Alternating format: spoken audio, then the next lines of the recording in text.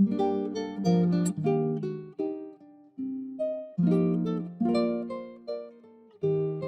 va écouter avec beaucoup d'intérêt notre compatriote Margot Palacios.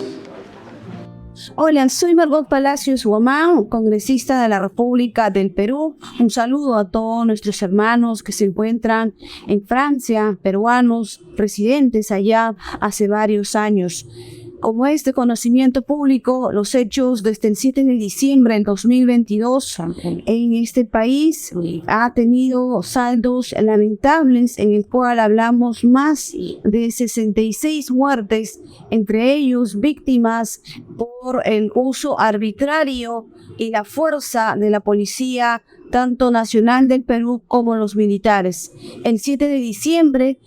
se dieron un conjunto de manifestaciones después del arresto al expresidente de la República, Pedro Castillo Terrones. Muchas de estas movilizaciones manifestaban su oposición a este arresto como un presidente del pueblo, y claro, él venía desde el Perú profundo, era un hondero, un maestro de una zona rural.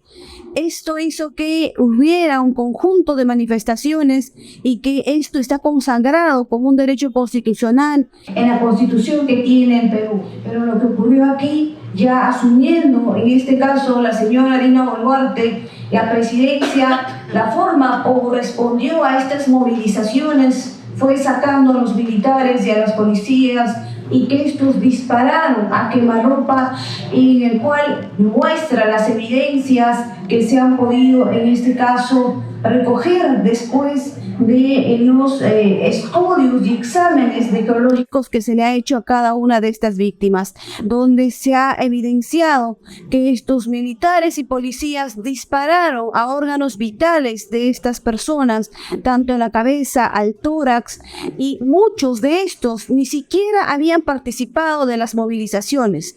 Algunos inclusive iban a socorrer a los que estaban ya abatidos, y los militares y policías ni siquiera tenían ningún tipo de contemplación, los disparaban, lanzaban bombas lacrimógenas a diestra y siniestra, y es este saldo que hemos tenido de manera obviamente para nosotros alarmante, y hasta el día de hoy un ministerio público que solamente está siguiendo de manera preliminar una investigación en contra de esta señora Dina Boluarte por los delitos de genocidio, y asimismo también en este caso por lesiones graves que fue interpuesta por ciudadanos ayacuchanos después de la masacre del 15 de diciembre, en donde en un día masacraron a 10 ayacuchanos, y aquí fueron militares quienes masacraron. De los 10, 6 ni siquiera habían participado de las movilizaciones, y que inclusive estaban muy alejados. Ahí se tuvo una víctima de 15 años, un trabajador, el niño del cementerio, que reitero, está muy lejos al aeropuerto en esta zona. Vemos claramente, y los videos lo han podido evidenciar, que los militares perseguían a la gente. Por lo general han sido de comunidades campesinas, de pueblos originarios, como en el caso es de Puno, en donde ahí ha habido 21 muertos. Muchos organismos internacionales han venido al Perú, como es la Corte Interamericana de Derechos Humanos, Amnistía Internacional, a través de otras instancias también se ha hecho llegar informes como a la Corte Penal Internacional, a la ONU, a Derechos Humanos, para que puedan ver lo que estaba pasando en nuestro Perú. Un abuso de parte de las fuerzas policiales y militares, y asimismo también una indiscriminada persecución a líderes sociales, detenciones arbitrarias, violaciones del debido proceso y criminalización de los ciudadanos, donde se les ha terruqueado a todo que se movilizaba, era terruco. Asimismo también desde el 15 de diciembre se declararon estados de emergencia, y esto sirve para permitir la vulneración de derechos jurídicos y constitucionales. Y claro está, se dieron allanamientos sin la presencia de fiscales. Inclusive se puede observar a una universidad nacional como es la San Marcos, donde tanques derribaron las puertas para ingresar a sus instalaciones, donde se encontraban nuestros hermanos, hermanas del Perú profundo que venían desde sus regiones para poder movilizarse y hacer el pleno ejercicio de su derecho constitucional.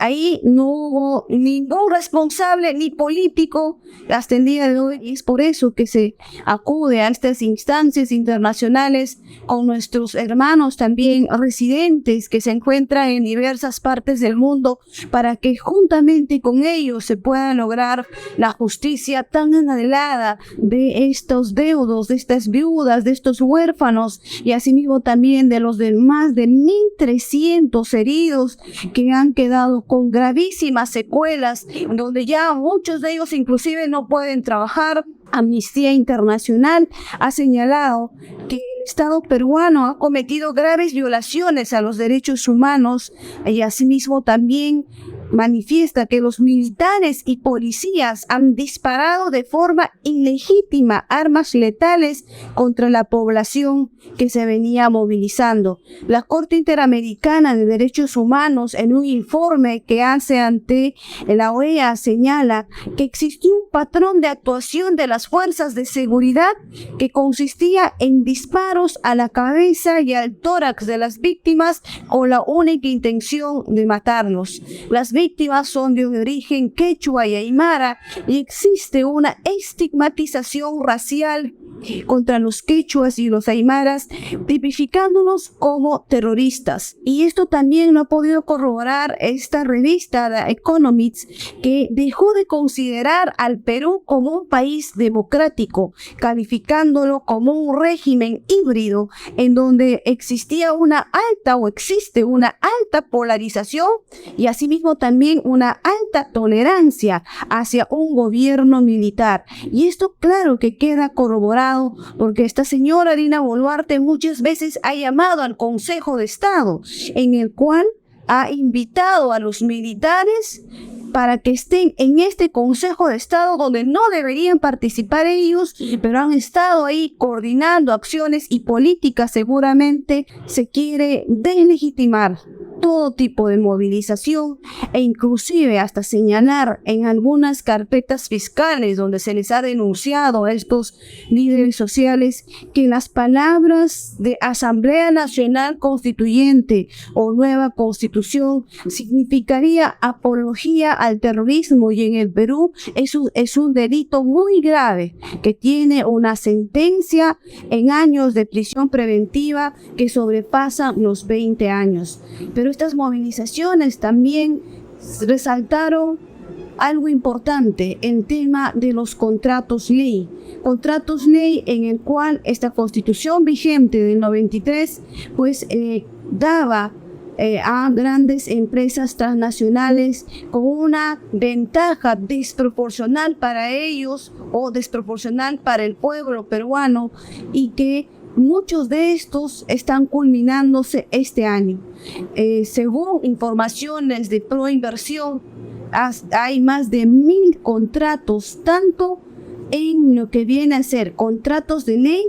y en este caso concesiones. Algunos que van a culminar este año 2023 son de Banco Industrial y Comercial de China, asimismo también del Banco Santander S.A., Cementos Biobío S.A. y asimismo también de Minas Españoles S.A. Y las concesiones es de la Red Eléctrica del Sur S.A., Transportadora de Gas Internacional S.A., Concay S.A.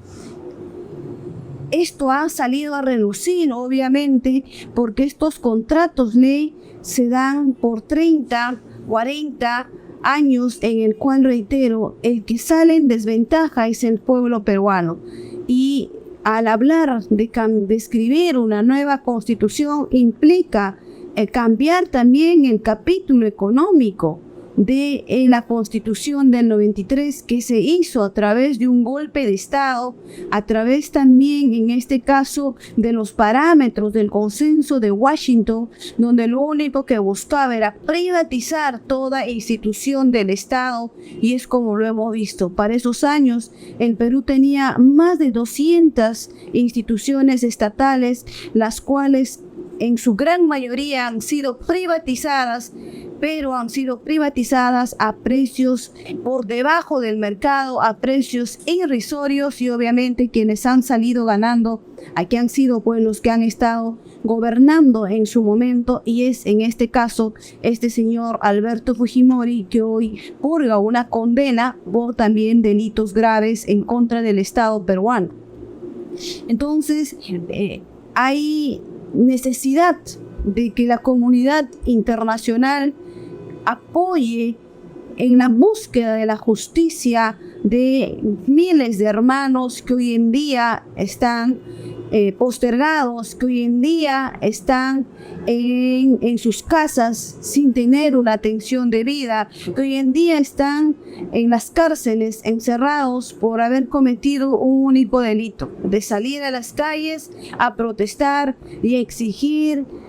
que en este caso se le respete como ciudadano, como ciudadana. Nadie puede disparar a nadie porque sale a las calles a protestar, y en el Perú pasó eso, en una forma de lo que denominamos las ejecuciones extrajudiciales. Ya han pasado más de 100 días de haberse producido estas atrocidades, y continúan ellos gobernando, continúan elaborando políticas en los diversos sectores para el Estado peruano, pero sin ninguna sanción por haber cometido o haber, en este caso, también ellos dado las órdenes, porque en su momento el señor Otárola fue el ministro de Defensa, y que ahora se pretende limpiarse las manos al decir que él no sabía nada, que nunca dio las órdenes, y que prácticamente nos quiere decir que en los altos mandos policiales se dieron las órdenes solas, ¿no? Actuaron de manera, en este caso, unilateral, y que ellos habrían sido quienes decidieron pues disparar, y sin que haya una orden desde los altos mandos o desde el propio ministro o la propia señora Dina Boluarte, que ostenta el cargo de presidenta de la República.